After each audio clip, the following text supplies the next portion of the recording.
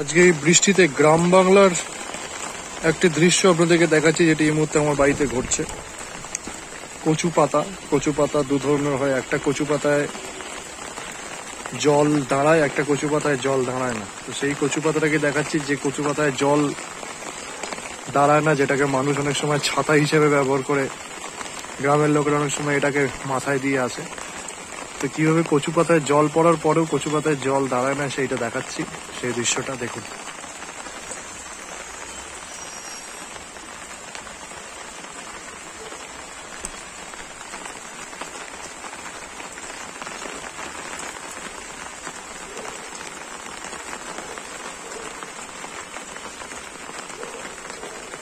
কচু পাতায় জল পড়ছে কিন্তু জল দাঁড়াচ্ছে না, জলটা পড়ে যাচ্ছে। সেই সুন্দর দৃশ্যটা আপনাদেরকে দেখাচ্ছি।